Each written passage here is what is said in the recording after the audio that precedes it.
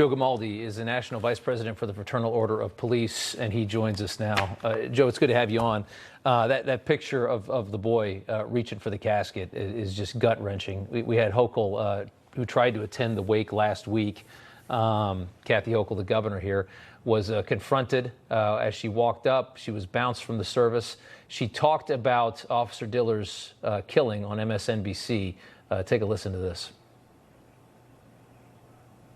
Understandably, there's anger about how these individuals who commit crimes over and over are back out on the streets again. So that's one of the reasons we worked hard with the legislature last year to change the bail laws so the judges have more discretion. And, you know, there's a lot of complicated factors here, but I totally understand the outrage of the family. I do, and we're working hard to keep crime down.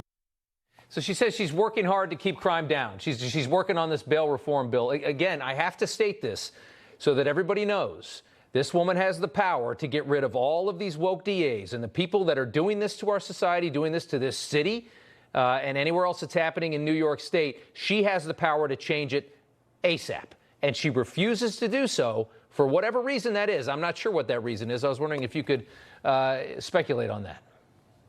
You know, I'll tell you one thing. For her to even say that she has a clue of what that family's going through or what we're going through in law enforcement right now, she's a complete embarrassment for her to even say that. It is within her power to change right now. With the stroke of a pen, she could change those bail laws. But here's the rub in all of this. He was picked up. This dirtbag was picked up just months earlier on a gun charge. Yep. So why was he even free in the first place? Aren't we taking guns seriously? No. Only when you want to create new gun laws, not when you want to actually enforce the ones we have on the books right now. And that would actually help to stop the war on cops that is raging in this country right now. We saw 378 police officers shot last year. That was a record since we started tracking the data. We had over 115 ambush attacks. And guess what? This year ain't getting much better. We're already outpacing that number. We've seen 98 police officers shot. And for reference, that is one police officer shot every 22 hours in this country. So if you have a politician telling you, oh, there's nothing we can do, you're damn wrong. There is some things you can do. You can stop the revolving door criminal justice system, and you can hold these activist DAs and rogue judges accountable. It's still just a grift, right? It's a racial grift. It's all based off of what they spun in 2020, that cops are the bad guys.